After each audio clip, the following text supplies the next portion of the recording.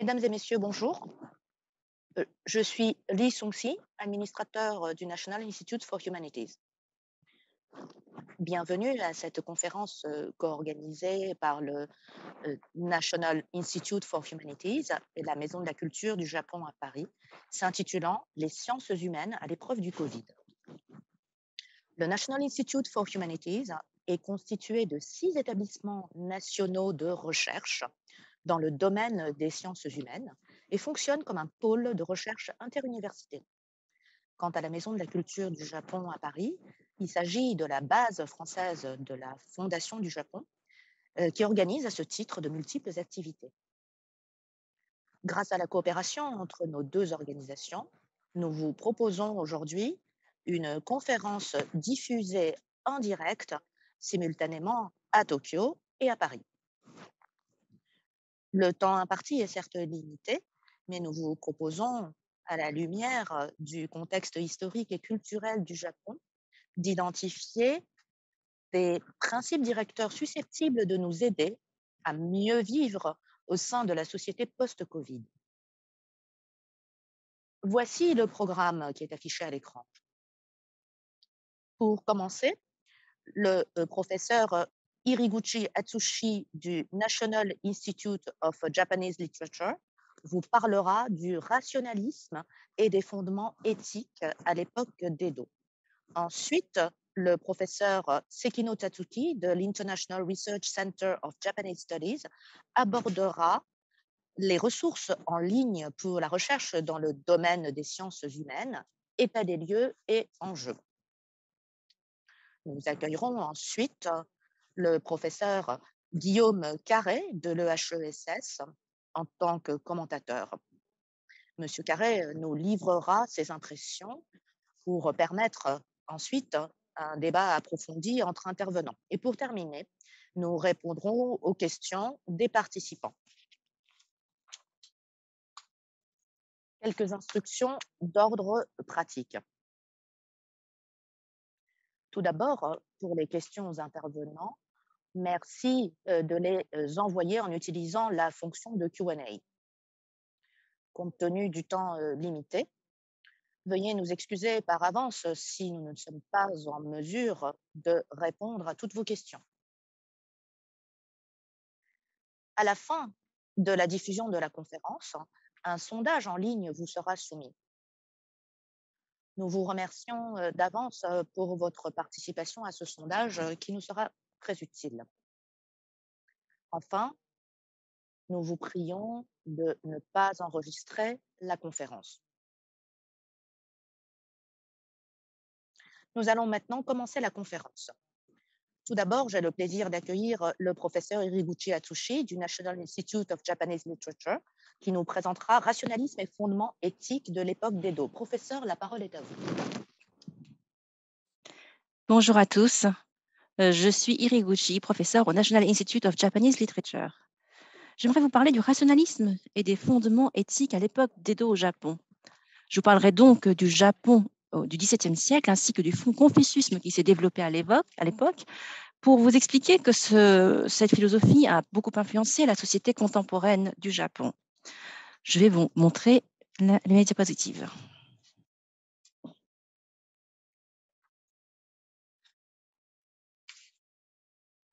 Alors voici ce qui pourrait résumer la situation du Japon durant la crise du Covid-19. Le gouvernement a évité d'imposer des restrictions strictes en comptant sur l'éthique individuelle des citoyens. Et nous pourrions peut-être considérer cela comme une manière d'éviter ces responsabilités. La société surveille les individus en se fondant sur ses valeurs éthiques. Et un exemple parmi d'autres, la multiplication de ceux qu'on appelait par exemple la police de l'autodiscipline. Les individus usent d'un réseau amplement développé pour récolter les informations. Mais il faut savoir que parfois, des fake news se trouvent dans ces réseaux. Donc aujourd'hui, nous faisons face à un mélange d'informations véridiques et fausses qui coexistent parallèlement. Dans un même temps, les chercheurs n'ont plus à dépendre de l'impression d'ouvrages sur papier. Ils peuvent aujourd'hui directement diffuser des informations via le web.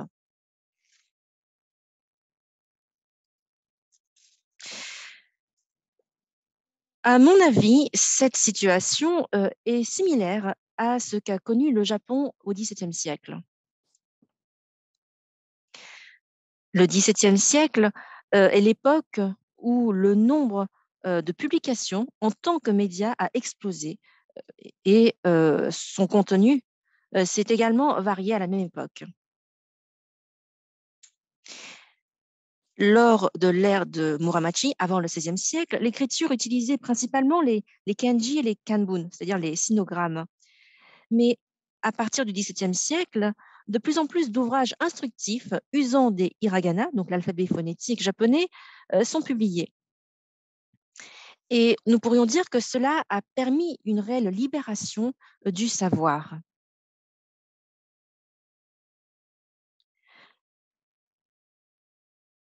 Et cette évolution est très proche de ce que nous avons connu avec le développement de l'Internet, qui permet d'obtenir toute une variété de savoirs. À travers le XVIIe siècle, le Japon applique une politique de l'isolement. Donc, les échanges directs avec les pays étrangers ont été limités. Néanmoins, les informations continuaient d'y être introduites à travers les publications. Et nous considérons la société contemporaine comme étant sur la voie unique de l'internationalisation, mais la crise du Covid est venue stopper ces échanges. Donc, nous nous retrouvons dans une situation proche de l'isolement. Néanmoins, les informations continuent d'affluer activement à travers l'Internet. Ainsi, le XVIIe siècle et le début de ce XXIe siècle connaissent des similitudes sur certains aspects.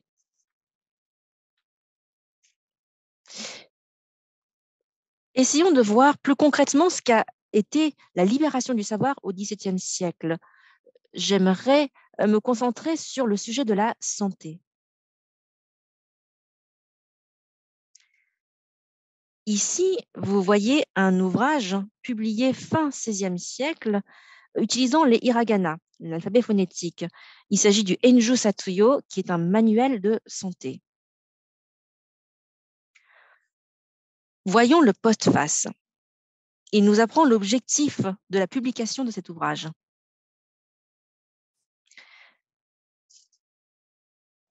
Il s'agissait d'utiliser les hiragana pour faciliter la lecture. L'auteur souhaite diffuser l'ouvrage tant dans les villes que les provinces afin de faire parvenir le savoir au peuple. L'auteur, un célèbre médecin de l'époque du nom de Manasseh Gensaku, y explique qu'ayant été banni et déporté dans la région actuelle d'Ibaraki, il y avait été témoin de nombreux morts précoces du fait de la méconnaissance du peuple sur les questions de santé. Voici ce qui est inscrit dans ce postface. Alors, nous ne savons pas si son objectif a été atteint et si en effet cette publication a été diffusée auprès du peuple. Néanmoins, nous savons qu'à travers l'époque d'Edo, au XVIIe siècle, il a été réédité de nombreuses fois. Donc, voici une certitude que nous avons sur ce texte.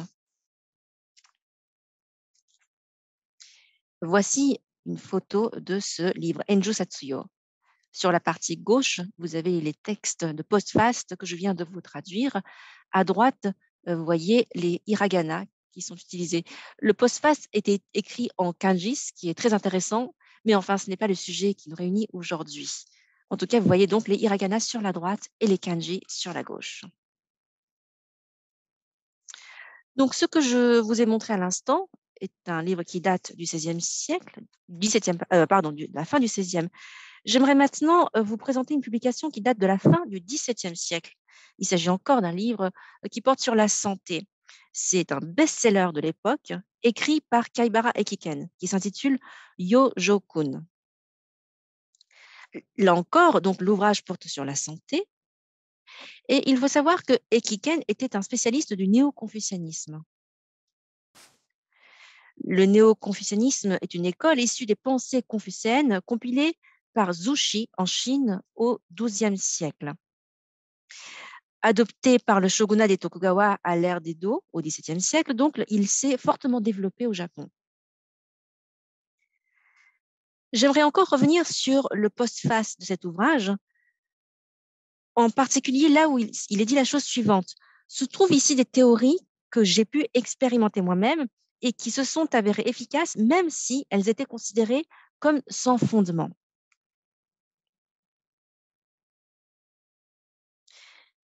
Et Kiken dit donc adopter les théories qu'il a pu expérimenter, même si celles-ci étaient considérées comme étant sans fondement. Et cette pensée est à la base même du néo-confucianisme et aura un impact important sur la philosophie et les sciences de l'ère d'Edo. On peut donc dire que la philosophie qui sous-tend le rationalisme de l'ère d'Edo trouve racine dans le néo-confucianisme. Voici l'introduction du Yojokun. C'est une photo. Je me propose de vous en lire un extrait.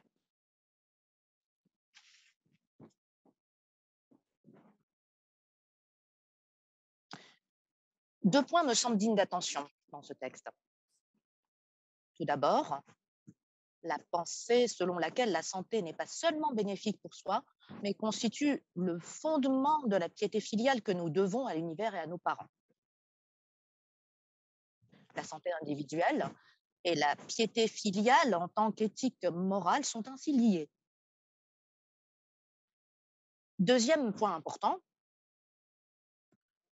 la mise en parallèle de la notion de parent et d'univers, qui sont considérés comme étant de même nature en quelque sorte. Généralement, la piété se manifeste à l'égard de ses propres parents ou ancêtres. Or, ici, cette piété est rattachée à l'univers, c'est-à-dire la société et à l'État. La santé individuelle étant une nécessité pour la société et l'État, il y a donc une injonction à rester en bonne santé. L'assimilation des parents à l'univers n'est pas une pensée qui vient de Chine, mais constitue, selon moi, une caractéristique du confucianisme au Japon. Ici, en fait, il y a donc en fait un déplacement de la théorie selon Kaibara Ekiken, qui est donc un néo-confucianiste. Donc ici, nous avons comparé deux publications à cheval sur le XVIIe siècle et séparées d'un siècle en lien avec la santé, c'est-à-dire le Enju Satsuyo et le Yojokun. Les différences ont été résumées sur la slide que vous voyez à l'écran. Enju Satsuyo est un manuel écrit par un médecin pour contribuer à la santé de tout un chacun, sans rapport avec la société. Donc en fait, dans Enju Satsuyo, il n'y a absolument aucune mention sur le fait qu'il faut rester en bonne santé pour contribuer à la société. Or, à l'époque d'Edo, Yojokun a été rédigé par un néo-confucianiste et fait le lien entre la santé individuelle et la notion d'éthique sociale. Jusqu'à la fin de l'ère Muromachi, la santé était un bienfait pour soi, mais au début de l'ère Edo, elle se transforme pour devenir une santé au service de la société. Donc, en fait, il y a vraiment une transformation de la vision de la santé. Cette transformation repose sur l'idéologie néo-confucianiste sur laquelle nous pouvons faire un point. Alors, à la base de cette idéologie, ce sont les 8 principes que vous pouvez voir sur cette slide. Les 8 principes constituent le fondement de l'éthique néo-confucianiste. Donc, de gauche à droite, Kakubutsu, scruter la nature des choses, Chichi, perfectionner ses connaissances, Sei, Seishin, Shushin, purifier ses intentions, rectifier son cœur et son comportement, Seika, Chikoku, Heitenka, administrer sa famille, le pays et pacifier le monde. On remonte ainsi l'organisation sociale en partant de la plus petite entité pour montrer le chemin vers le monde, vers la pacification du monde. Et le premier élément de ces 8 principes, Kakubutsu Chichi, ce terme était également appelé kyuri à l'époque d'Edo, qui signifie pénétrer les lois de la nature. Et ce concept désigne la pensée scientifique et rationnelle. À l'époque d'Edo, le terme kyuri était également utilisé pour désigner les sciences naturelles ou physiques. L'attachement des Kiken à ce qu'il avait pu expérimenter, observer, c'est ce qu'on avait pu voir tout à l'heure, cet attachement lui-même résulte en fait de la pensée néo-confucianiste. Il faut savoir que cette notion même de Kakubutsu Chichi a suscité une critique du néo-confucianisme en général. Et cette tendance a entraîné l'émergence du Kogigaku ou du Kobunjigaku, nouveau courant confucianiste, ou alors le Koiho, nouveau courant de la médecine attaché à l'approche empirique qui prône en fait l'expérimentation individuelle. Voilà, tous ces courants ont émergé. On peut également citer le Kokugaku qui a émergé à cette époque. Mais il s'agit d'un sujet à développer à une autre occasion.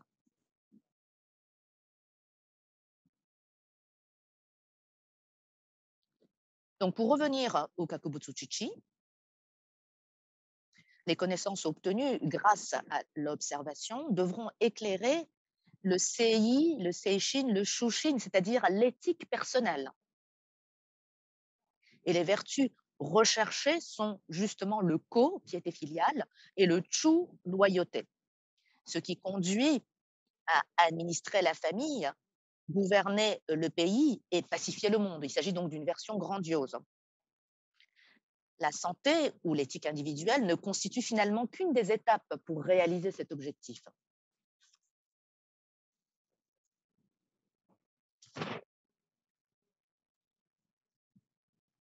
Alors, je vais relier tout ce que je viens de dire avec la société contemporaine japonaise. Afin de mieux comprendre les 8 principes, ces derniers ont été présentés sous forme de diagramme. Alors, dans la partie supérieure, vous pouvez voir que selon l'éthique néo-confucianiste, les connaissances scientifiques se reflètent dans la formation éthique et morale de l'individu, et grâce à la vertu de la piété, l'individu ordonne sa famille pour atteindre la stabilité sociale. Cette organisation s'applique, selon moi, à la société japonaise actuelle. En effet, aujourd'hui, l'individu collecte des connaissances scientifiques via Internet pour rester en bonne santé. Or, cette bonne santé résulte d'une injonction politique et par ailleurs fait l'objet d'une surveillance permanente de la société. Considérer que la santé individuelle est au service de la société ou de la politique, c'est précisément le statut conféré à la santé individuelle par le néo-confucianisme qui s'est généralisé au XVIIe siècle. C'est tout à fait comparable selon moi. Ainsi, la pensée éthique des Japonais d'aujourd'hui est encore fortement imprégnée de l'éthique néo-confucianiste façonnée depuis le XVIIe siècle, et il me semble que cette dimension s'est révélée avec la crise du Covid. Alors, je voudrais rajouter quelque chose. Donc, il s'agit de quelque chose qui s'était révélé à l'époque de la Seconde Guerre mondiale, c'est-à-dire la surveillance de la société et l'injonction du pouvoir politique. Donc, l'idée était de dire qu'il fallait rester en bonne santé. En fait, c'était quelque chose, une obligation qui était imposée pour contribuer à la société.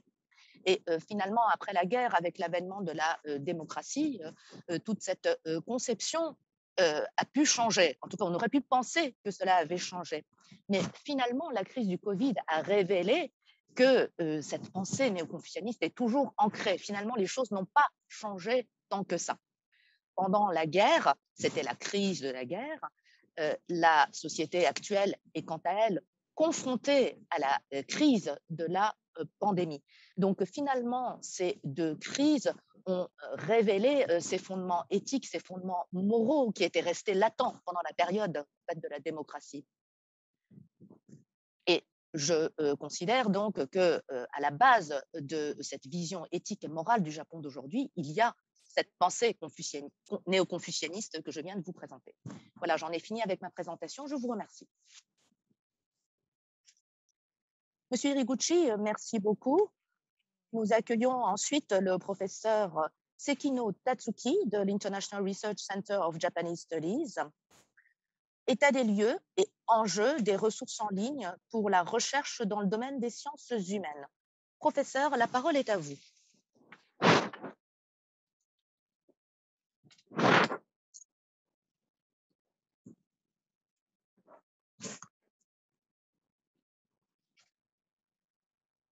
Mesdames et messieurs, je suis Sekino Tatsuki de l'International Research Center of Japanese Studies.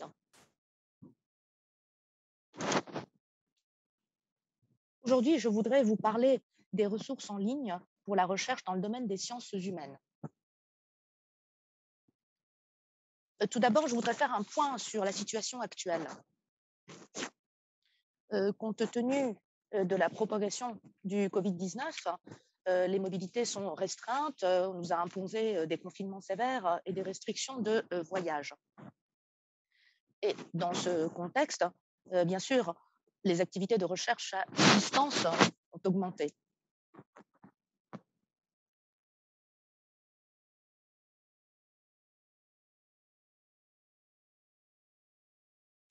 Donc, on commence aussi à exploiter les ressources documentaires disponibles en ligne.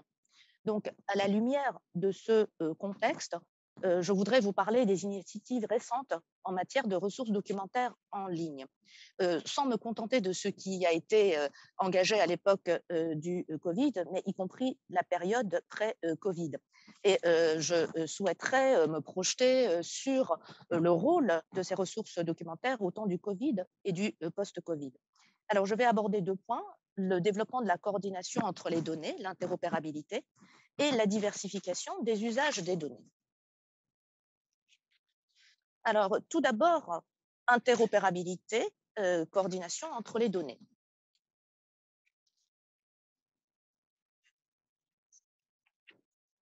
Alors, une initiative qu'il faudrait mentionner sur le sujet de l'interopérabilité, c'est l'IIIF, le 3IF, qui désigne en fait un ensemble de standards internationaux relatifs au traitement de données d'images. Il s'agit de définir un cadre technique commun pour des manipulations suivantes, récupération d'images, découper une partie d'image ou rassembler des images qui sont par exemple réparties sur plusieurs pages d'un livre. Il s'agit également des manipulations relatives à l'affichage ou par exemple d'étiqueter certaines images et de collecter des caractéristiques d'images comme les métadonnées.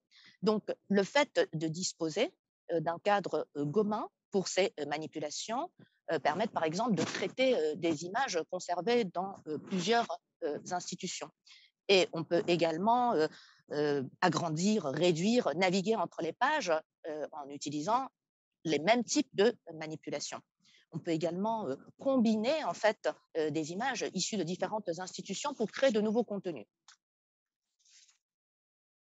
Ici, il s'agit des images compatibles 3IF publiées par le Nichibunken.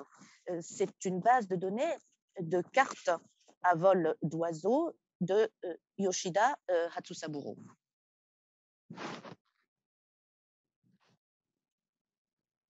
Voici une image des avirons de Kyoto. C'est Kyoto vu du ciel.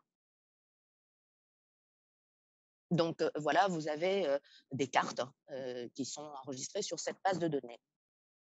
Ici, je viens de vous afficher en fait différentes informations relatives à cette carte.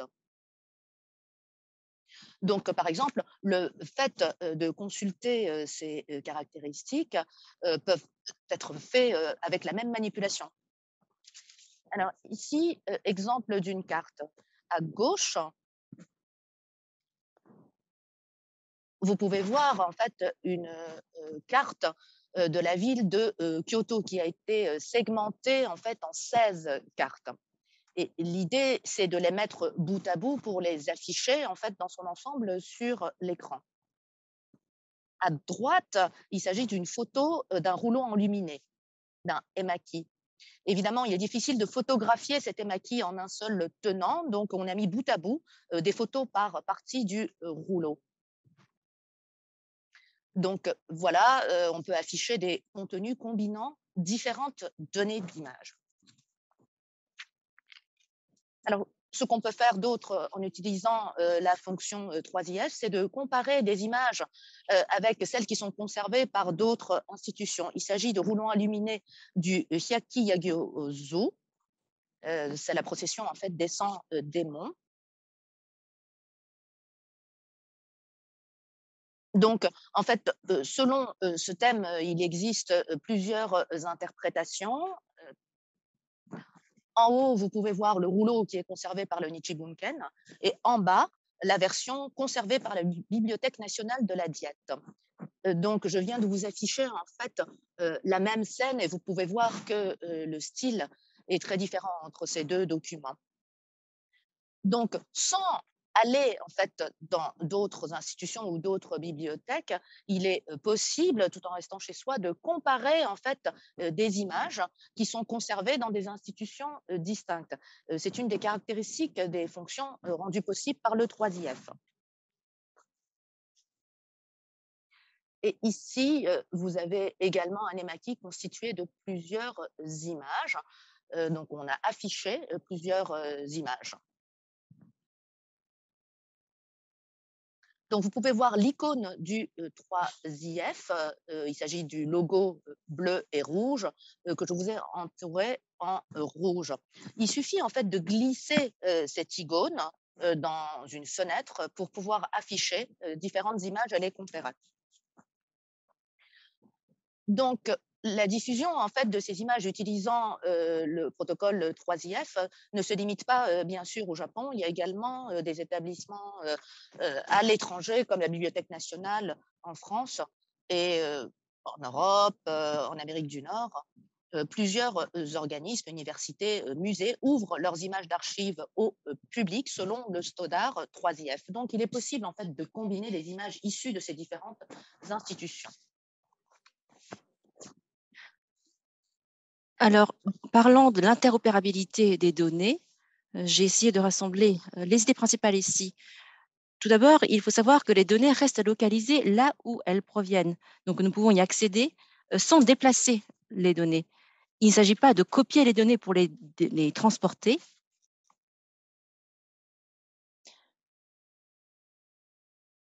mais l'idée est ici de rassembler et d'accéder aux données à chaque fois que nous en avons besoin.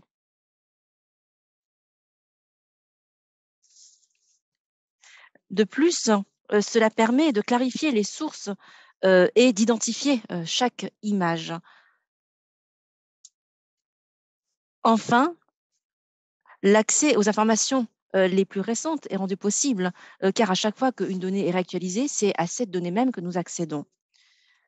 Alors, concernant le mécanisme de mise en relation avec les autres données d'exploitation, tout cela est fait en partant du principe que les données seront réutilisées. Enfin, il faut harmoniser les spécifications des données, c'est ce qui rend possible l'utilisation de ces données. Et je pourrais également dire que là, je vous parle uniquement de la consultation, mais d'autres usages sont possibles. Par exemple, le traitement par l'intelligence artificielle de ces données. Donc, il y a beaucoup de recherches qui sont menées sur l'utilisation possible de ces données. Nous faisons donc face à une diversification réelle des usages des données et j'aimerais vous citer quelques exemples. Un exemple typique, euh, il s'agit des données toponymiques publiées par le Nichibunken. Ce sont des données qui datent d'il y a environ 100 ans, donc qui datent de l'époque de Meiji à l'époque de Showa. Tous les noms de lieux qui étaient utilisés à l'époque au Japon, ainsi que leurs données toponymiques, qui sont donc rassemblées dans cette donnée, en tant que données. Vous voyez sur la gauche, pardon, sur la droite de l'écran, il s'agit de mettre à disposition des données de nom ainsi que les données toponymiques. Il n'y a rien d'autre qui soit présenté sur cette page, comme vous le voyez ici. Et la particularité, c'est que seules ces données brutes sont présentées. Il n'y a pas de moyen de système de recherche qui permettrait d'accéder à ces données. Donc, ces données sont libres d'accès Et par contre, elles sont à l'état brut. Alors, qu'est-ce qui se passe lorsque nous mettons en place des données de cette façon-là? En fait, une tierce personne, par exemple, a créé elle-même cette fonction de recherche qui manquait. Il y a environ 1 300 000 données, mais il y a une université, un professeur qui a euh, créé, élaboré une fonction qui permet d'effectuer des recherches sur cette base de données toponymique. Enfin, une autre université, un autre centre de recherche a créé un système de visualisation sur carte de ces données. Je peux également vous citer l'exemple d'une entreprise privée qui a élaboré un logiciel qui permet de transposer nos données sur une carte, comme vous le voyez sur la droite de cette diapositive. Donc, il s'agit d'exemples d'utilisation de nos données qui ont été faites de la part d'autres chercheurs ou d'entreprises. Donc, la mise à disposition de données dans l'état que je vous ai présenté a permis une utilisation très variée selon les entités. L'idée n'est pas uniquement de partager les données, mais de les intégrer dans des systèmes pour donner naissance à des systèmes d'application totalement nouveaux. Il existe également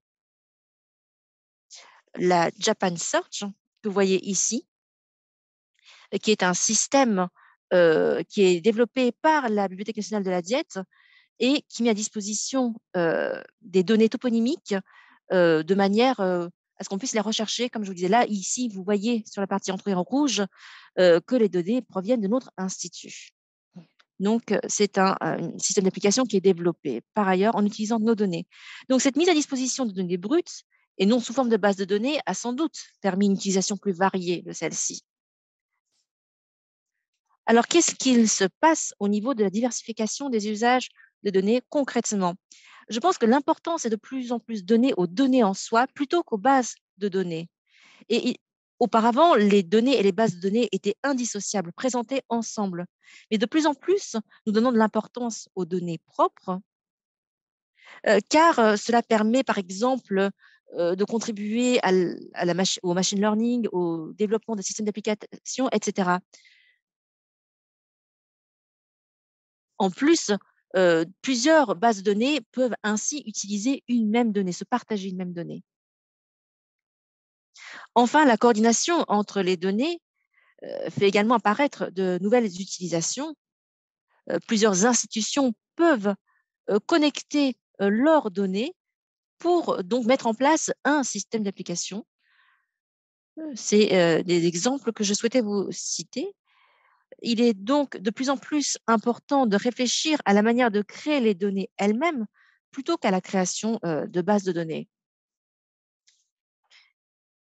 Et dans ce contexte, euh, lorsque nous présentons des données, nous mettons à disposition des données, il faut être attentif au principe du fair data que vous voyez ici. Ici, donc, vous voyez les conditions optimales dans la façon de présenter les données. Il faut qu'ils soient faciles à trouver, accessibles, interopérables. Et enfin, il faut que ces données puissent être réutilisables. Donc, vous voyez les lettres FAIR qui ont été rassemblées pour parler, donc, pour nommer tous ces principes, les principes du fair data. Il faut également voir quelles sont les conditions de réutilisation des données. Et il existe ce qu'on appelle la licence Creative Commons, le CC License. C'est un moyen d'indiquer les conditions d'utilisation qui est aujourd'hui très répandu. Il existe plusieurs catégories d'autorisation et des icônes permettent de reconnaître ces différentes catégories. Je vous en ai montré 4 sur cet écran. Le CC BY, le CC BY SA. Il s'agit là d'utilisation libre à condition notamment que vous citiez la source. Donc, vous pouvez intégrer ces données dans vos documents. Vous pouvez même les modifier, en faire ce que vous voulez. Vous pouvez les distribuer librement, toujours à condition que vous citiez les sources. Les deux autres types de licences que je vous ai présentés, le C60 ou le PD, il s'agit là de logos qui montrent que les droits d'auteur ont été expirés et donc que ces données sont dans le domaine public et qu'elles peuvent être utilisées sans restriction. En fait, cette présentation que je suis en train de vous présenter possède également son logo, car la présentation est sous licence CC avec donc le logo CC by SA.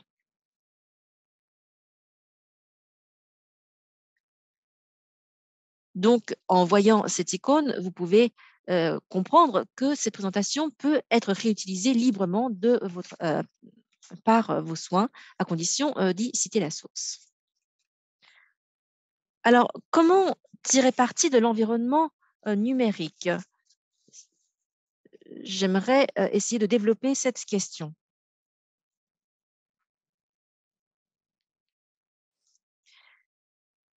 Il y a bien sûr des choses qui ne sont pas possibles en ligne.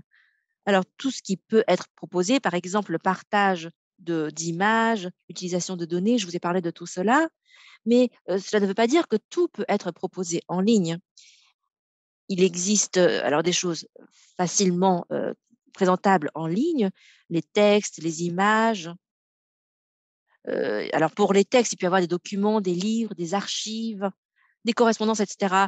Et pourtant, sur les images, je peux penser donc aux images de texte. Je peux penser aux tableaux, aux rouleaux de peinture, aux photographies, aux cartes, etc. Tout cela est facilement présentable en ligne. Et puis, il y a des sons, des musiques, des langues qui peuvent être également mises en ligne. Et nous pouvons associer ces sons à des vidéos. Alors, ça peut être de la publicité en ligne, il peut y avoir des images, des vidéos de danse, bouillot, etc. Tous ces éléments-là peuvent être présentés en ligne sous forme de données. Mais il existe d'autres choses plus difficiles, voire impossibles à proposer en ligne. Les objets, par exemple, tout ce qui est tridimensionnel, hein, ou lorsque nous avons besoin de toucher les matériaux, lorsque nous avons besoin de vérifier les propriétés de ces objets. Heu, Par exemple, si vous voulez vérifier l'état du papier, vous ne pouvez pas faire ce travail-là en ligne. Vous devez être en face de l'objet. Et puis, finalement, heu, nous pouvons voir ou entendre à travers, l'internet, mais tout ce qui concerne le toucher, le goût, l'odeur ou la température, tout cela ne peut pas être transmis. Bien sûr, le réalisme issu de toutes ces sensations ne peut pas non plus être transmis. Le contexte également, je pense à la réalisation de l'objet, à l'installation, tout ce qui est, lié à l'utilisation de l'objet, tout ce contexte est difficilement présentable. Et enfin, les objets, les choses évoluent sur le long terme, donc la modification, l'évolution de ces objets est également difficile à être présentée en ligne. Alors, dans la perspective de l'ère Covid et post-Covid, il est certainement important de faire une distinction entre le mode connecté et le hors ligne, mais moi-même, je n'ai pas vraiment de réponse nette sur ce sujet. Néanmoins, je pense qu'il est important de multiplier les tâches qui peuvent être réalisées en ligne, car cela permettrait de réserver le hors ligne à ce qui ne peut être effectué que dans le monde physique.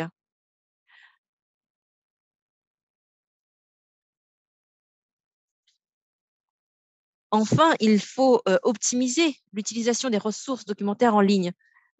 C'est pour cela que, comme je vous le disais tout à l'heure, il faut créer les données en partant du principe qu'ils sont réutilisés. Penser à la clarification des licences d'utilisation, avoir conscience de leur mise en relation avec les autres données. Tout cela, nous devons le garder à l'esprit lorsque nous créons des données. Et enfin, nous sommes en train d'évoluer de la base de données aux données elles-mêmes. Donc, il est important de mettre en place une construction planifiée et systématique des données. Concernant l'environnement de recherche en ligne, l'entrée de nouveaux entrants est facilitée par l'utilisation de l'internet. Donc cela permet, d'intégrer par exemple, des personnes, qui se trouvent dans des domaines, différents, de participer, à des réunions, des conférences. Donc il existe une réelle promotion de la recherche interdisciplinaire, et puis, comme nous le voyons aujourd'hui, la participation citoyenne est également facilitée à travers l'utilisation, de ces, logiciels en ligne. Donc cela élargit les champs, des recherches et je pense que c'est réellement, un des aspects positifs de l'utilisation des outils en ligne.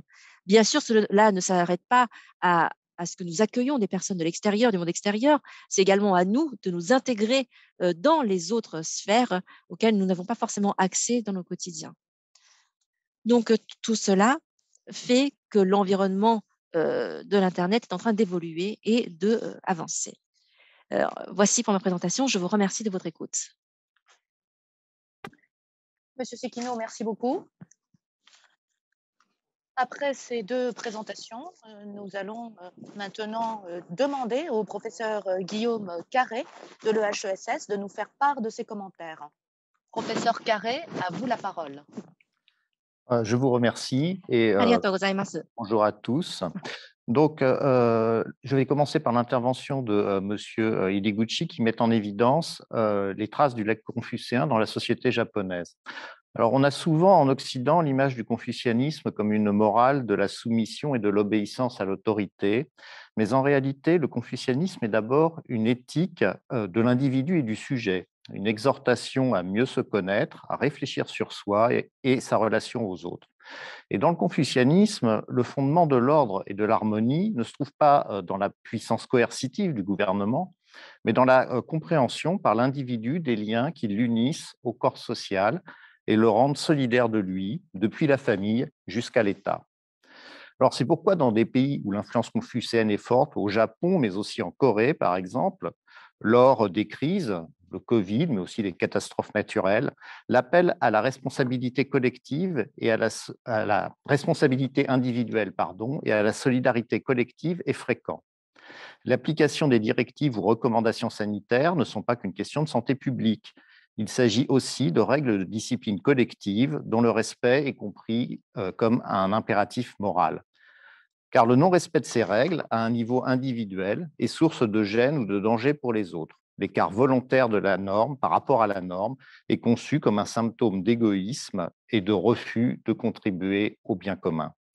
C'est un fait bien connu que le respect des règles au Japon est non seulement fortement intériorisé par l'éducation, mais aussi et peut-être surtout par la pression constante de l'environnement, famille, quartier, relations de travail, etc., qui sanctionnent les transgressions des règles de la collectivité.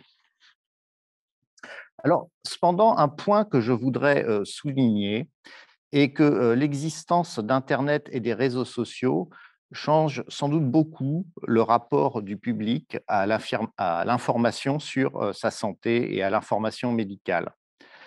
Je me souviens qu'au début des années 90, 1990, avant l'explosion d'Internet, donc, le Yojokun de Kaibara Ekiken était en vogue au Japon. Mais il n'avait plus le même statut savant et éducatif qu'à l'époque d'Edo. Au contraire, il représentait plutôt une alternative à la science médicale du XXe siècle, une forme parmi d'autres de la vogue des médecines douces, voire du développement personnel qui s'inspire volontiers de nos jours des sagesses traditionnelles ou prétendues telles, donc feng shui, chamanisme, tout ce que vous voulez.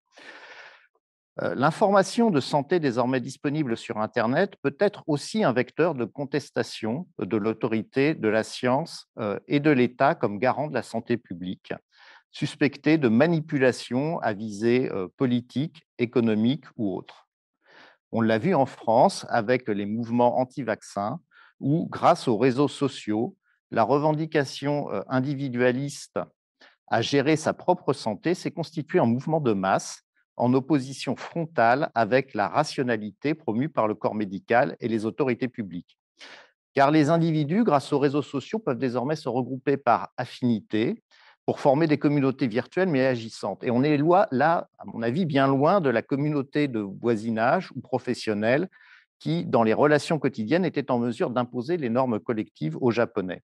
Alors cependant, on a pu aussi constater au Japon que les réseaux sociaux pouvaient également renforcer la contrainte sociale et la stigmatisation de ceux qui refusent de se plier à la norme. C'est le phénomène du bashing, dénonçant les comportements jugés coupables ou irresponsables. Alors, dans le confucianisme, le souci du développement de soi a une finalité éthique, personnelle et relationnelle. Il s'agit de s'améliorer soi-même pour mieux vivre ensemble. Mais par ailleurs, le confucianisme est indispensable d'une vision hiérarchique de la société où l'autorité du savant ne se discute pas. Or, je ne suis pas sûr de nos jours qu'en France, mais aussi au Japon, l'affirmation de soi exacerbée dans les réseaux sociaux soit toujours compatible avec une évidence de l'autorité des institutions, savantes ou politiques, et des normes collectives qu'elles cautionnent. Alors, comme M. Ideguchi l'a indiqué dans son intervention, à l'époque d'Edo, la connaissance savante allait de pair avec un enseignement moral. Et cette dimension morale est d'ailleurs essentielle même dans le côté pratique du confucianisme, particulièrement à l'honneur au Japon et qu'incarne bien Ekiken. La légitimité ou la valeur du savoir, c'est non seulement son efficacité qu'on éprouve par l'expérience, mais surtout sa capacité à servir des objectifs moraux, d'ordre et d'harmonie qui manifestent l'ordre de la civilisation. Alors, cette dimension morale de l'autorité savante a en grande partie disparu de nos jours des domaines scientifiques. Elle est remplacée par la performance et l'efficacité en tant que telle comme critère de validation scientifique. Aussi, on ne peut pas s'étonner que les modèles utilitaristes du monde scientifique lui-même influencent le rapport du public à la science dans un sens de plus en plus consumériste. Comment donc, sans basculer dans l'autoritarisme, peut-on relégitimer l'autorité du discours scientifique et des politiques de santé publique et rétablir une hiérarchie entre la rationalité individuelle ou collective? Ou pour le dire autrement, comment conférer à nouveau une dimension morale aux soins de soi et du corps, une dimension qui dépasse le seul cadre de l'intérêt individuel, toujours susceptible de dérive? C'est une des questions que nous pose l'intervention de M. Ideguchi. Alors, pour en venir maintenant à l'intervention de M.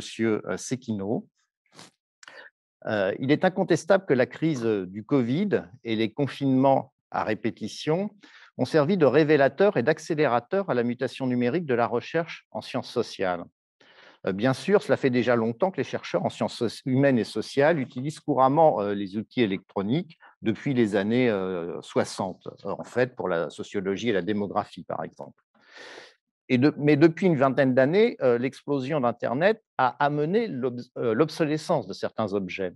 Je me souviens ainsi qu'au début de ma carrière, les dictionnaires historiques japonais m'étaient indispensables pour vérifier des dates, des lectures de caractères chinois, alors qu'à l'heure actuelle, je ne les utilise quasiment plus. Lors des confinements, on a pu sentir que le recours à tous ces outils disponibles en ligne avait en fait profondément changé de nature depuis la fin des années 2000 au moins.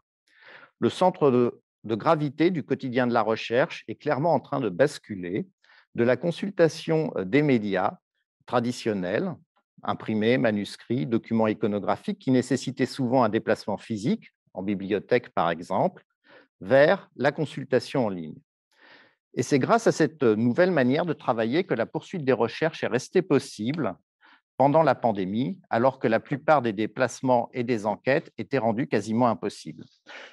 La crise du Covid a donc valorisé les fruits du développement des humanités numériques qui constituent actuellement un axe fort des politiques publiques en sciences humaines et sociales.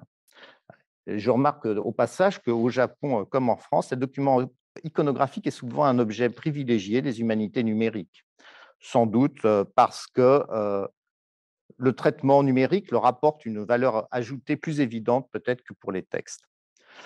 Alors cependant, la digitalisation tous azimuts des sciences humaines et sociales ne va pas sans poser un certain nombre de problèmes, et j'en citerai deux principaux.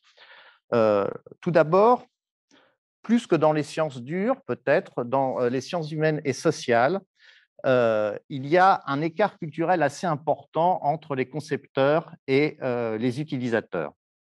Alors, il s'agit peut-être aussi d'une question de génération, mais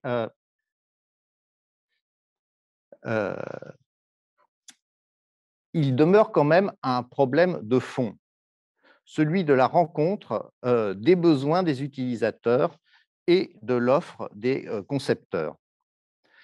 Dans le domaine du jeu vidéo, par exemple, c'est tout à fait un autre domaine, donc, mais les concepteurs de jeux vidéo sont aussi fréquemment des joueurs. Et donc, ils ont une connaissance personnelle des attentes des utilisateurs dans un marché fortement concurrentiel.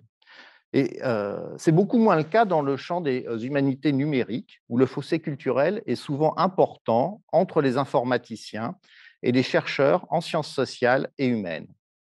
La conception d'outils faciles à utiliser et qui répondent à des attentes exprimées ou latentes est donc toujours un défi, d'autant plus que les investissements nécessaires pour développer ces outils peinent à se justifier parfois par le nombre réduit d'utilisateurs potentiels, d'autant plus que les bailleurs de fonds sont fréquemment des institutions publiques.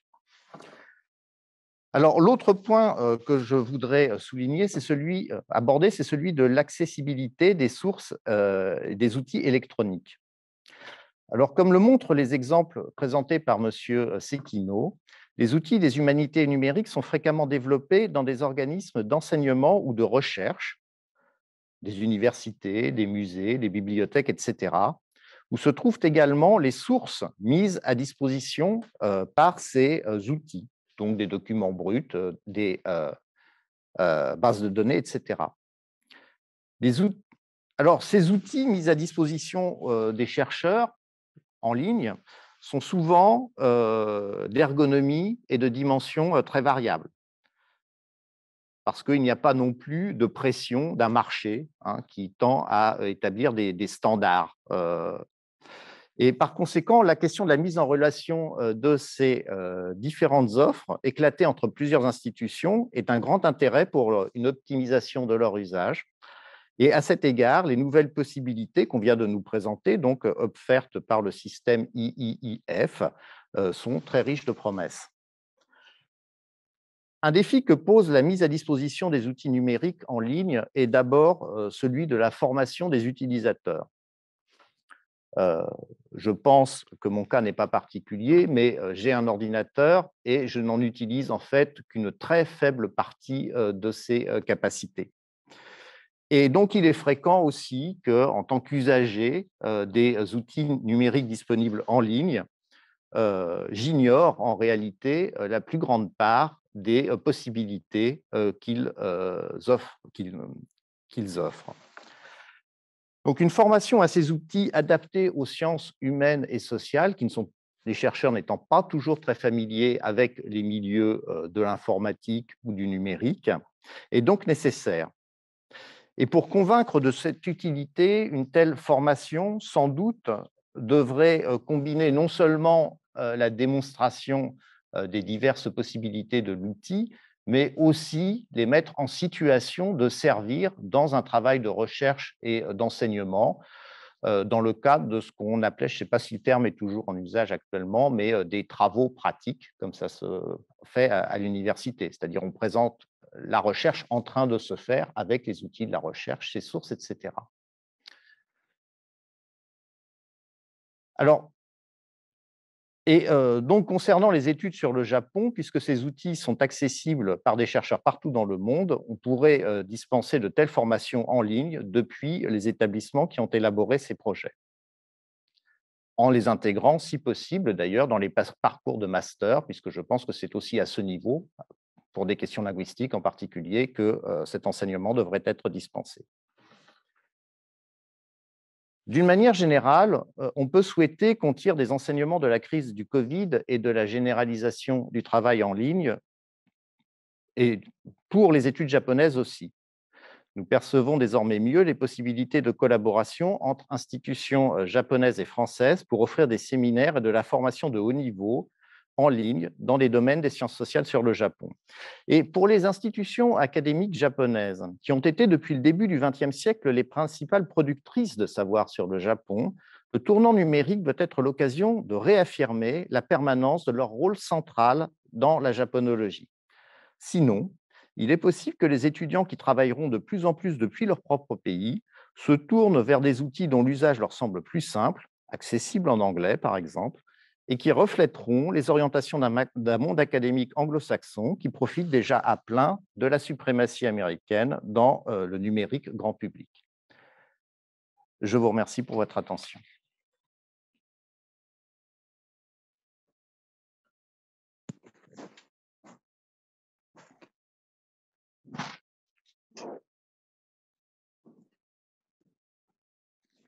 Nous allons maintenant passer à la session de discussion. Les panélistes seront les trois professeurs, messieurs Iriguchi, Sekino et Carré.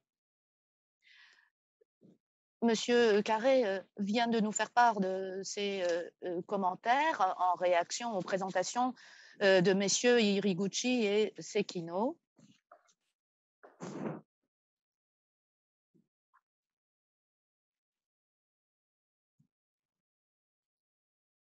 Je pense que voilà, ça vous a incité à partager plus largement les idées qui ont été présentées.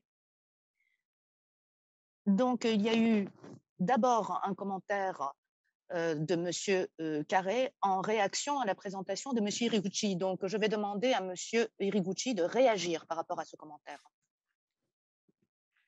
Donc, je me propose de répondre aux commentaires formulés par Monsieur Carré.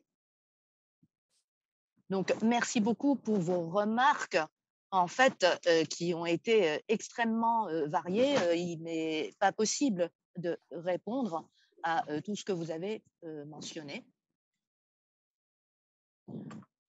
Je voudrais parler de ce que vous avez évoqué tout au début, c'est-à-dire l'idée du confucianiste selon laquelle l'éthique permet d'administrer en fait le monde. Donc, en fait, le confucianiste attache plus d'importance à l'éthique et à la morale.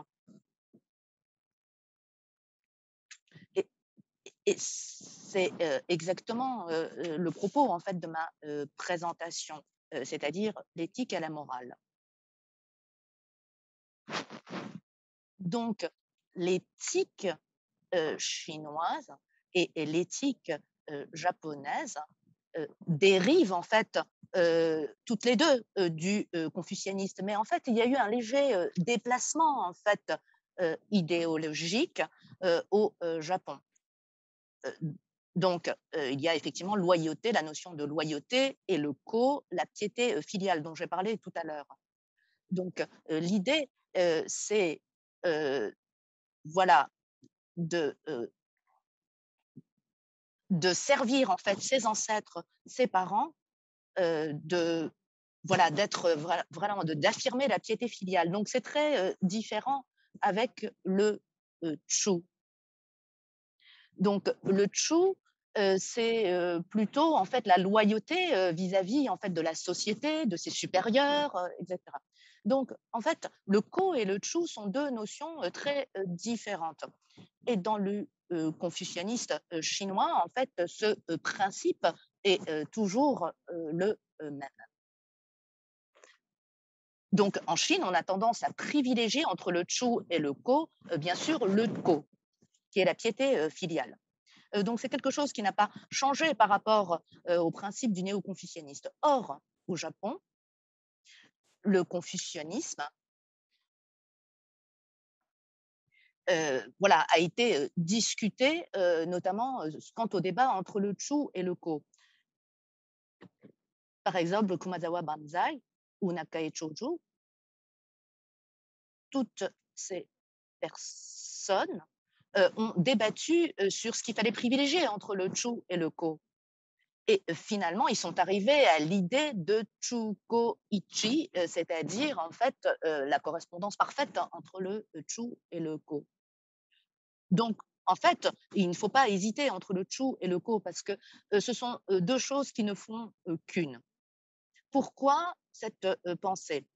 Il y a l'empereur qui est considéré en fait comme le père en fait de tous les Japonais et plus particulièrement dans l'époque de Meiji, on parle de Sekishi, c'est-à-dire nous sommes tous, peuple japonais, des enfants de l'empereur. Donc en fait, la loyauté vis-à-vis de l'empereur, c'est également en fait la piété filiale vis-à-vis de l'empereur.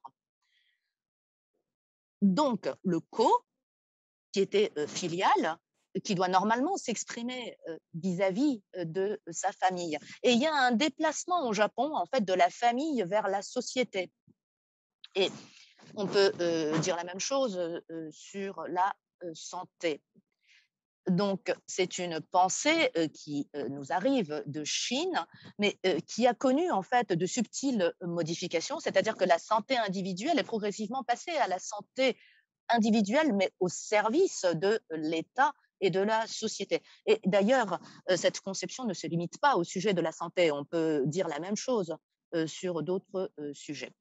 Donc, Voilà, aujourd'hui, on a parlé essentiellement de l'impact du Covid, donc je me suis concentrée sur ce sujet, mais en fait, il y a de nombreux exemples qui attestent de ce que je viens de vous dire.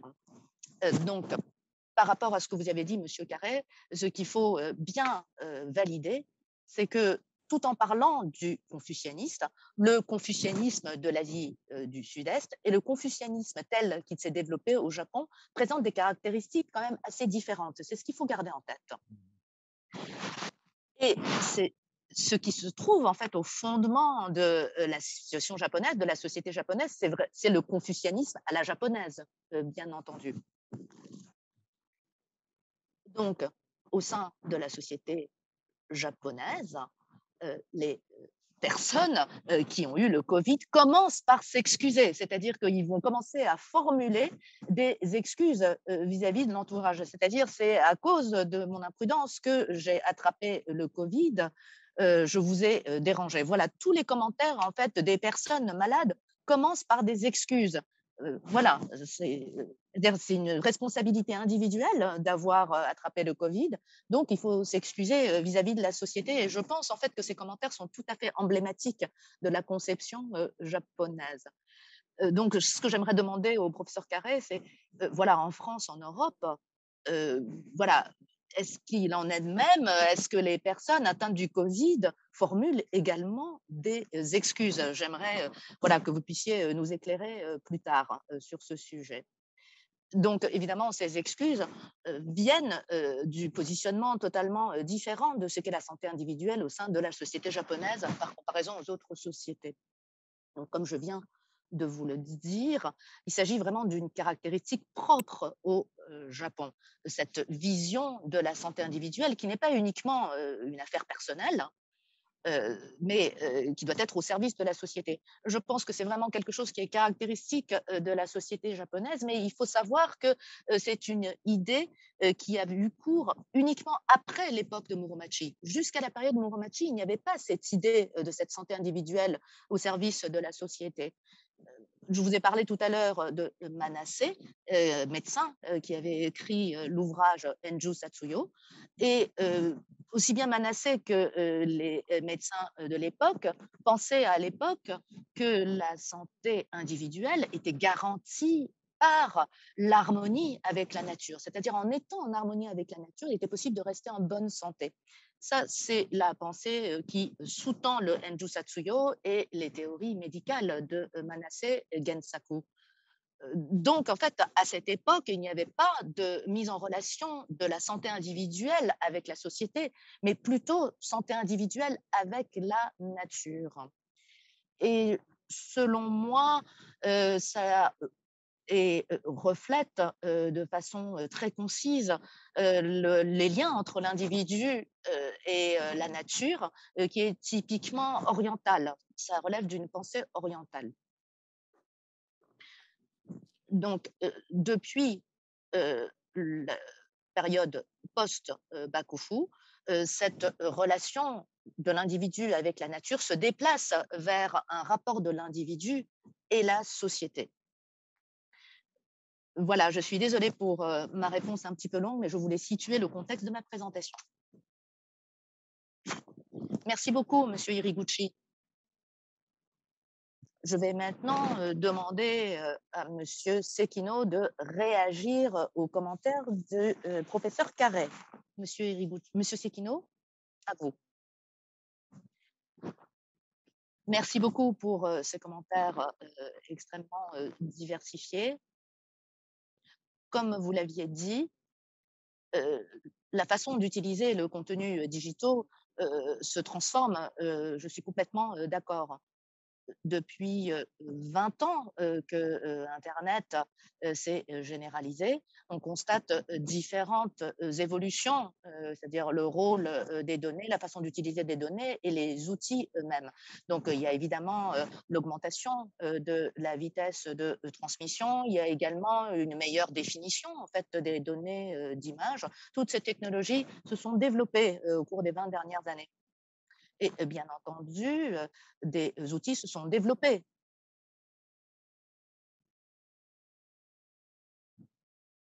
Mais quant au rôle et la façon d'utiliser les données, ce qu'on peut dire, c'est que les données ne sont pas là uniquement pour faire fonctionner les outils. Elles existent en tant que telles. Et je pense qu'en fait, à l'avenir, c'est ce statut des données qui prendra de l'importance. Ce qu'on dit souvent, c'est qu'un de ces outils, c'est-à-dire la base de données, finalement, on dit que celui qui a élaboré la base de données n'utilise pas lui-même cette base de données. Pourquoi?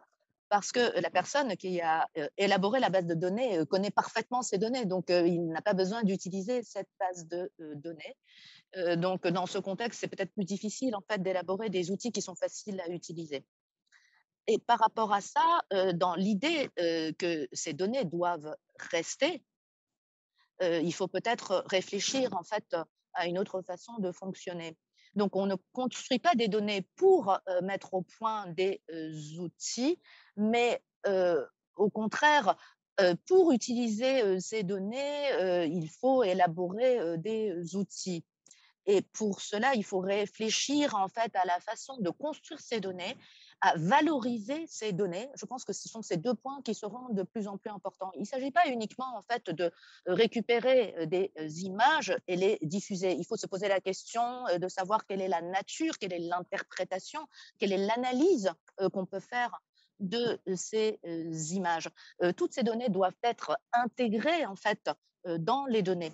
Donc l'idée, c'est de construire des données de bonne qualité. Et à partir de ces données de bonne qualité qui ont été construites de façon réfléchie, dériveront des outils.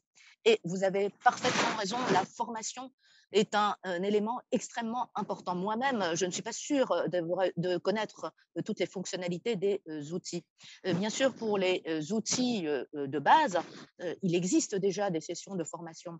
Mais pour les outils un petit peu plus spécialisés, il n'y a pas vraiment de formation. Donc, ce qui est important pour la formation, ce n'est pas uniquement l'utilisation de ces outils, mais une formation pour savoir comment construire des données qui peuvent rester, qui seront utilisables.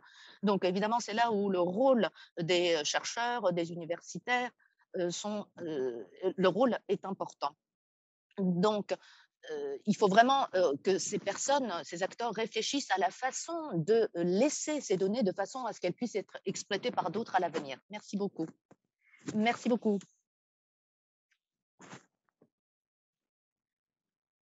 Donc, nous avons eu les réactions des deux professeurs par rapport aux commentaires du professeur Carré. Et M. Hriguchi avait dit clairement avait dit que les personnes qui ont été atteintes du Covid formulaient des excuses envers la société. Et M. Hriguchi avait demandé si ce genre de choses se produisait en Europe ou en France.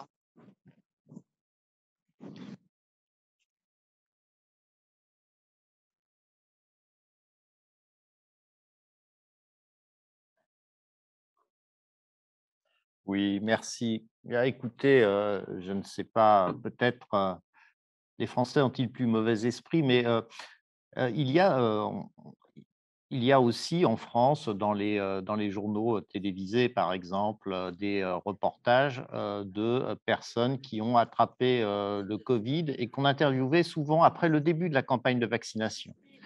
Et donc au moment où la vaccination était un enjeu assez disputé, donc avec ces campagnes sur internet auxquelles j'ai fait allusion. Et cela m'avait frappé, donc on n'attendait pas véritablement d'excuses de ces personnes, qu'ils s'excusent d'être tombés malades en quelque sorte. Mais en revanche, assez clairement, la tonalité de l'interview, c'était de montrer qu'ils avaient fait une bêtise en fait, et de les entendre exprimer non pas des excuses, mais une forme de regret. Ah, si je m'étais vacciné, je n'aurais pas attrapé le Covid, alors que je pressente un certain nombre de facteurs de risque. C'était bien sûr des gens qui étaient dans des états assez graves, hospitalisés, des Covid longs, etc. Donc, avec des conséquences physiologiques assez lourdes.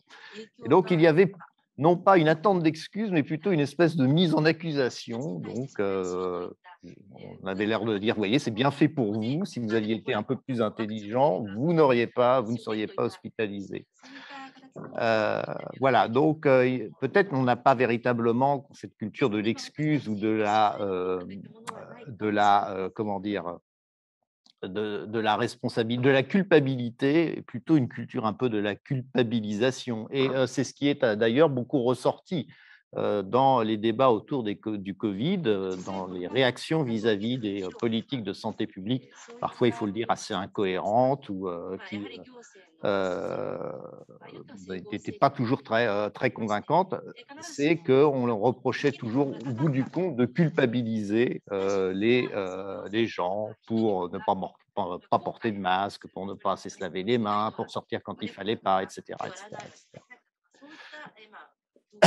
Alors, je voudrais juste rebondir sur un point qui a été souligné par Monsieur Iliguchi concernant donc le rapport entre la santé individuelle et la santé publique, en quelque sorte. Donc, la santé individuelle comme responsabilité de l'individu par rapport à la collectivité et par rapport à l'État.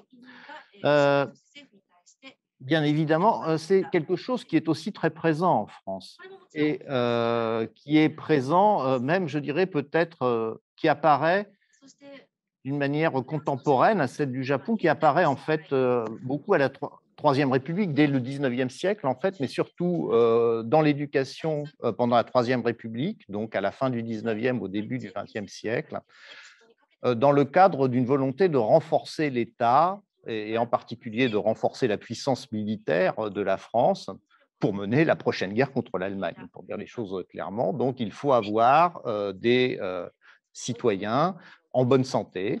Et l'éducation, qui est surtout à cette époque-là une éducation primaire, donc insiste beaucoup donc, sur les règles d'hygiène, donc la prévention de certaines maladies, etc., d'autant plus après les découvertes de Pasteur, naturellement. Et je crois qu'au Japon, il y a aussi ce facteur à prendre en compte, c'est-à-dire que ce n'est pas simplement un héritage confucéen, peut-être, où d'ailleurs l'information sur la santé n'est pas aussi ouverte et accessible à tout le monde, malgré tout, même s'il y a de plus en plus d'ouvrages de vulgarisation, ça reste très cher. Il y a aussi une pression de l'État moderne, de l'État-nation à partir de Meiji pour inciter les Japonais et les jeunes Japonais donc, à prendre soin d'eux, à faire attention à leur santé pour devenir ensuite de bons petits soldats et de bons sujets de l'empereur.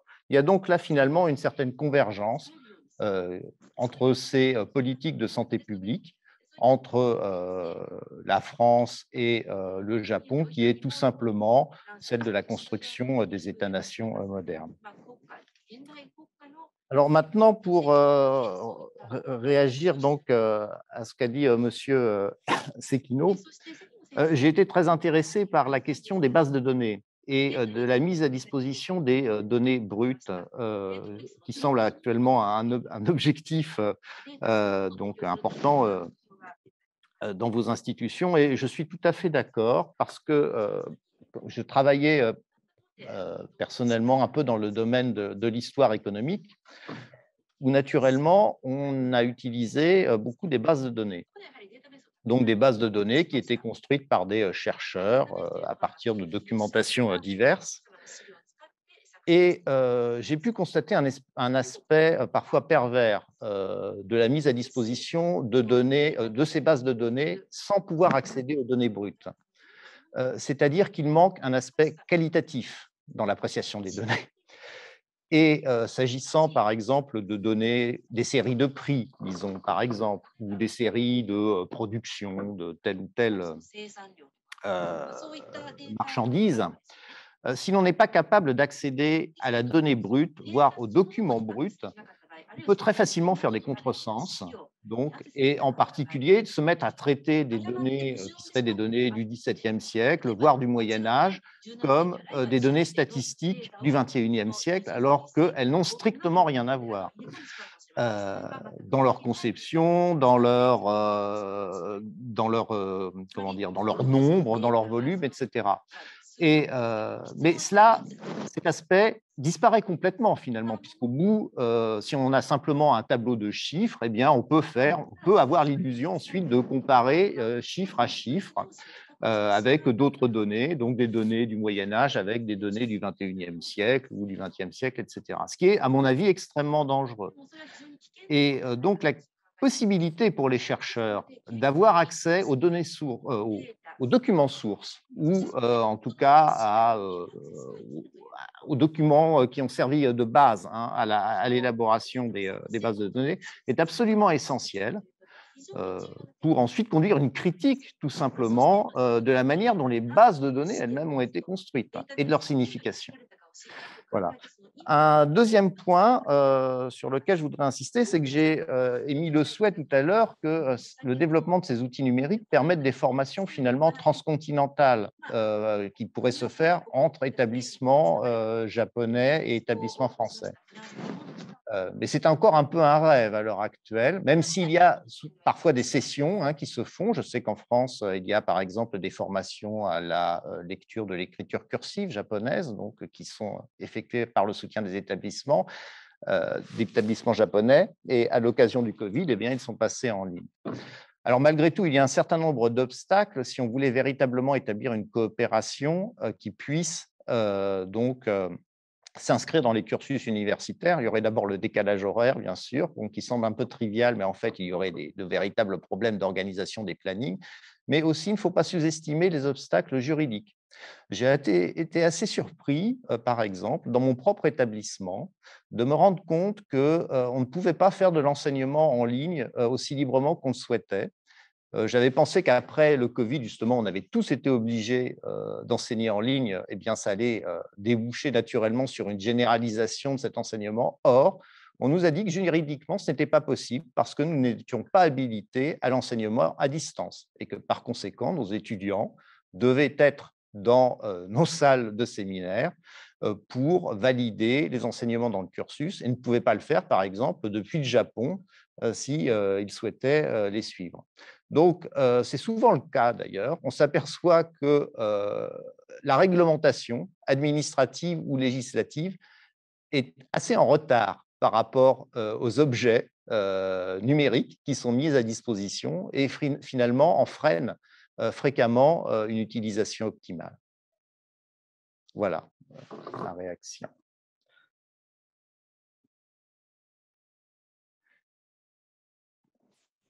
Merci beaucoup, Monsieur Carré.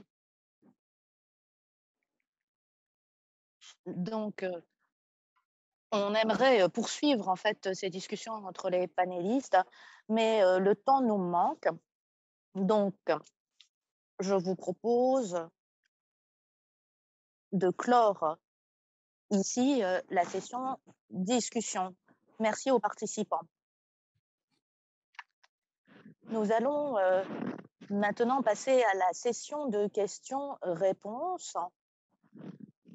Les participants nous ont adressé un certain nombre de questions et je les remercie. Je vais tout d'abord commencer par une première question qui a été formulée en japonais.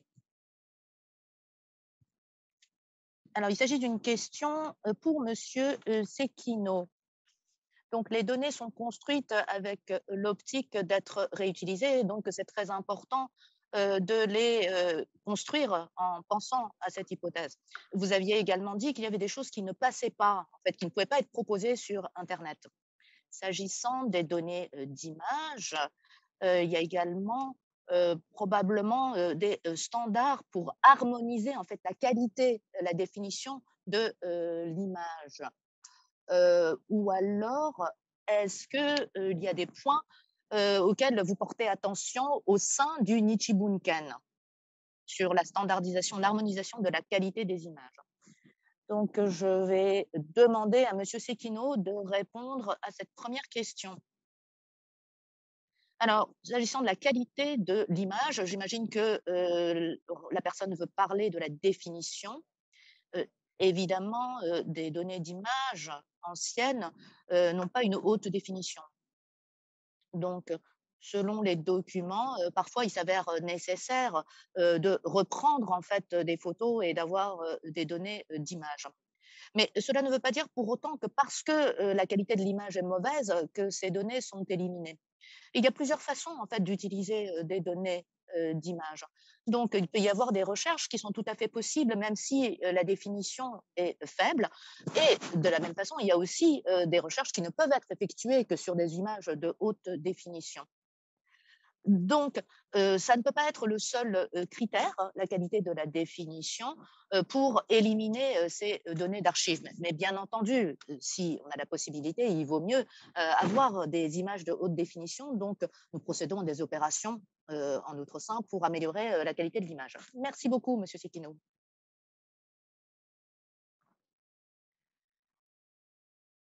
Alors, le temps consacré à la session de questions-réponses devrait être réparti de façon équitable entre questions japonaises et questions françaises. Monsieur Carré, est-ce que vous avez des questions formulées en français? Non, il n'y a pas de questions en français apparemment pour le moment.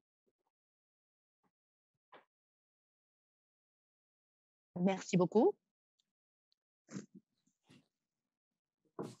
Alors, question à Monsieur Iriguchi. Monsieur Iriguchi, dans votre présentation, vous aviez parlé en fait du corps du texte en hiragana et avec la conclusion en kanji. Cela m'intéresse de savoir pourquoi en fait ce texte a été écrit de cette façon. Est-ce que vous pourriez nous éclairer?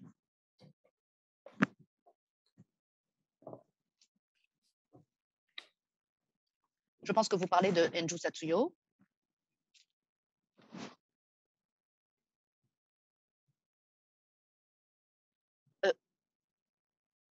En fait, c'est lié en fait au rôle voilà d'enregistrement en fait.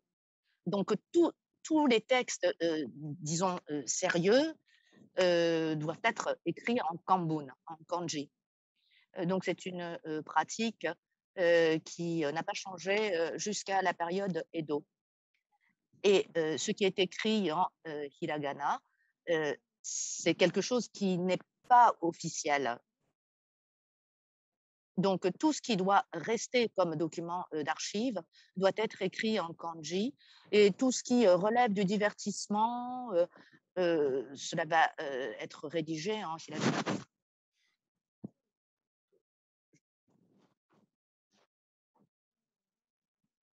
Donc, il y a également des manuscrits comme le Genji Monogatari, le dit du Genji, de l'époque de Heian. Donc, le texte est écrit en hiragana, mais en postface, il est indiqué, par exemple, que cet ouvrage a été montré à quelqu'un.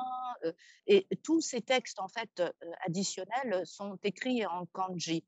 C'est-à-dire tous les textes qui expliquent le contexte de l'élaboration en fait de ce manuscrit, c'est écrit également en kanji et c'est un standard de l'époque d'Edo. Et on peut dire que Enju Satsuyo en fait respecte ces standards.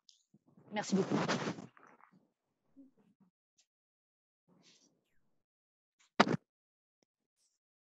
Merci beaucoup. Il semblerait que nous ayons reçu une question en français.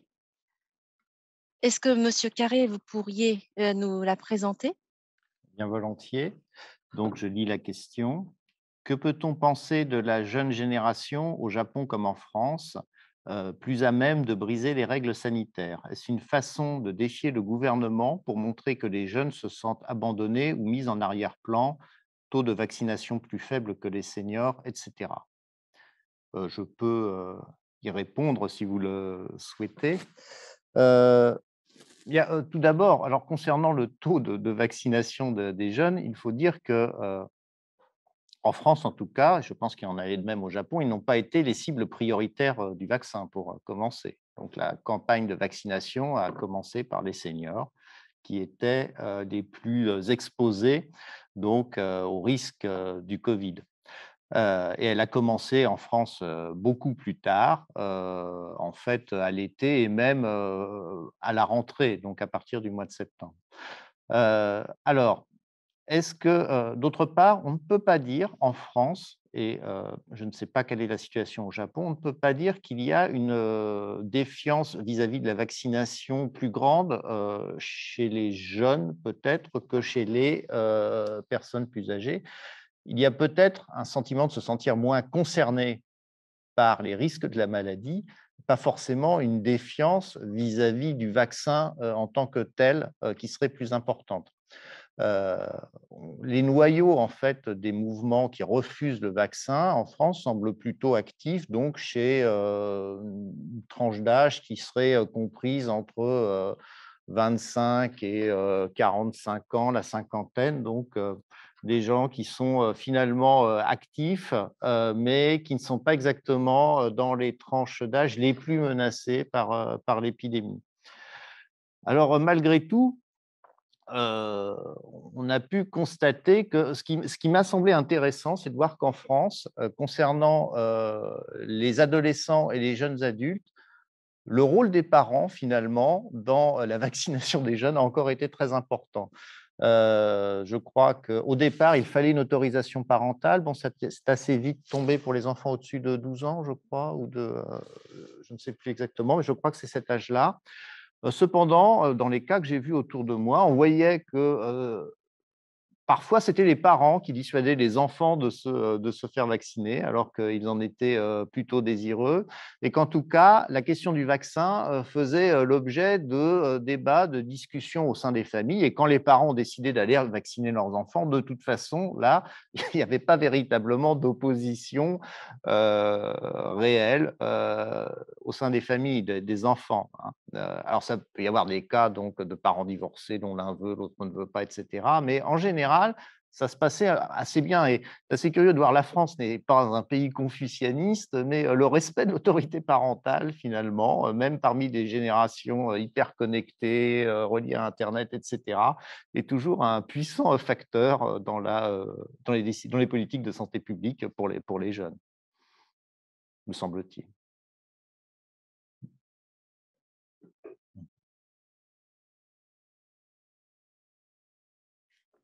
Merci beaucoup, Monsieur Carré. Donc, je reviens sur le sujet sur lequel Monsieur Carré a répondu. Monsieur Iriguchi, est-ce que vous avez des impressions à nous communiquer? Au Japon, comme l'a dit Monsieur Carré, euh, la question a été d'abord, peut-on se faire vacciner? Et donc la vaccination a commencé par les personnes âgées et finalement les jeunes sont passés derrière. Donc il n'y avait pas vraiment de problème de savoir si on voulait se faire vacciner ou non. L'idée était en urgence de vacciner ceux qui étaient les plus vulnérables, c'est-à-dire les personnes âgées.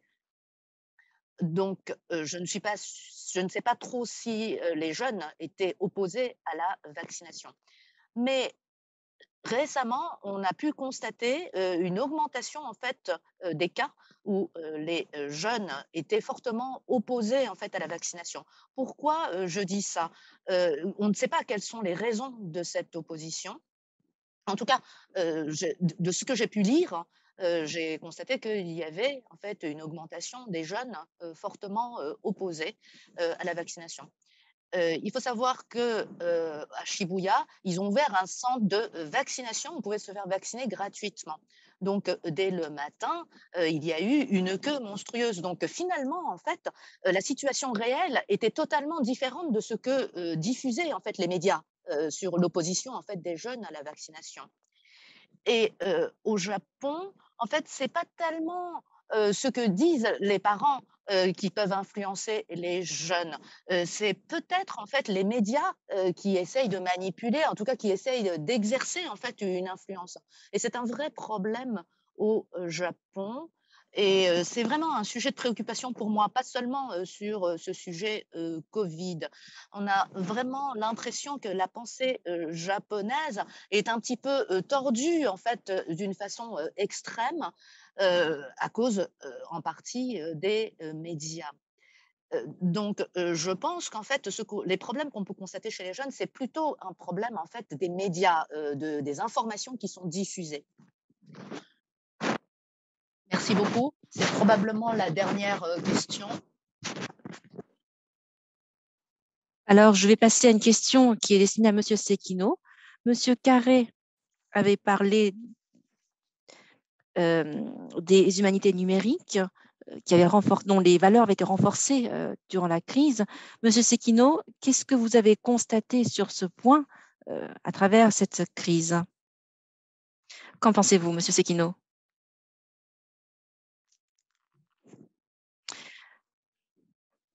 Alors, en un sens, en effet, les valeurs ont été renforcées et je pense que cette remarque est tout à fait pertinente. Je pense qu'il y a plusieurs points de vue qu'on peut apporter. Alors, est-ce qu'on parle de l'efficacité, de l'utilité des humanités numériques? Oui, alors dans ce sens, nous sommes conscients de l'utilité de cet aspect-là. Mais il y a des choses qu'on peut faire en ligne, d'autres qu'on ne peut pas faire en ligne. Et c'est ce qui a été mis en lumière durant cette crise aux yeux des utilisateurs. Ce que nous faisons aujourd'hui, par exemple, c'est organiser une réunion à travers Zoom. C'est quelque chose qui s'est tout à fait répandu et c'est sans doute grâce à cette crise que cela s'est diffusé de cette manière-là, s'est développé aussi vite. Et de la même manière, concernant l'humanité numérique, il y a beaucoup de documents qui ont été rendus accessibles, mis à disposition, et beaucoup de chercheurs ont commencé à utiliser ces outils durant cette crise. Donc oui, on pourrait dire que la valeur, ou néanmoins, on pourrait dire que l'utilité des humanités numériques, en tout cas, a été pleinement reconnue à travers cette crise. Voilà ce que je pourrais dire sur cette question. Merci beaucoup, Monsieur Sekino.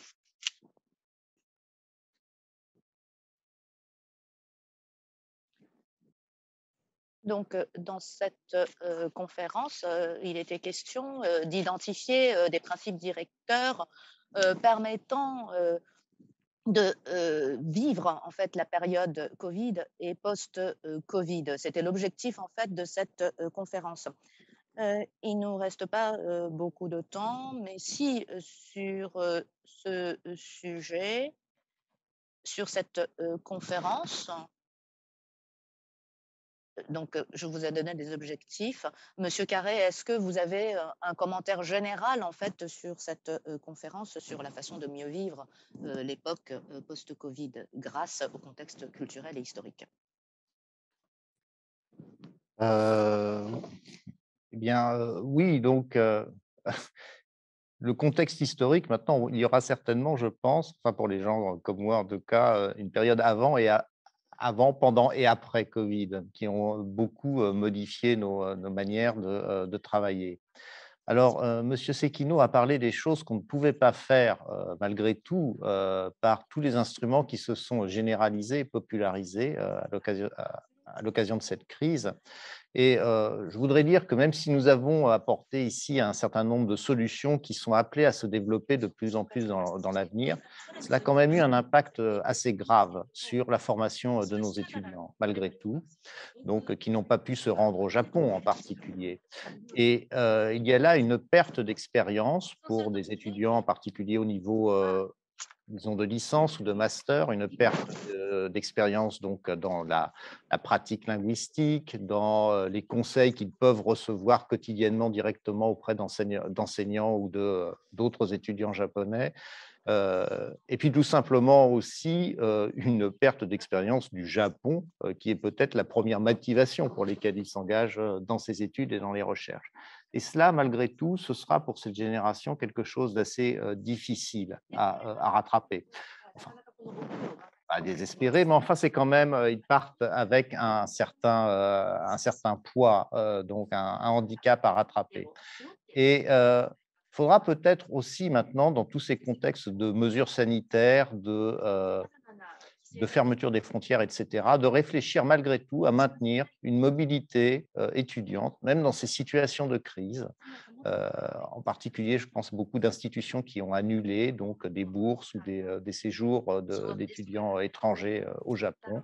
Il y a là, l'impact n'est quand même pas neutre et ne peut pas être complètement compensé par le recours enrichissant, mais qui ne suffit pas aux outils en ligne et aux humanités numériques.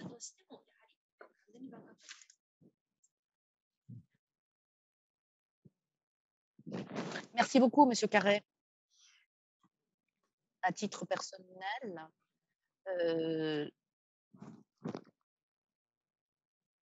j'ai déjà entendu Monsieur Carré raconter son séjour au Japon quand il était étudiant, un séjour qui a été très riche. Donc, j'ai vraiment senti du vécu dans votre commentaire. Alors, malheureusement, nous allons devoir clore cette session de discussion. Merci à tous les panélistes. Cette discussion a été tout à fait enrichissante et nous sommes loin d'avoir épuisé le sujet, mais nous voici arrivés à la fin de la conférence Sciences humaines à l'épreuve du Covid, co-organisée par le National Institute of Humanities et la Maison de la Culture du Japon à Paris. Merci aux participants de participer au sondage en ligne. Merci à tous. Au revoir. Au revoir. Merci beaucoup. Au revoir.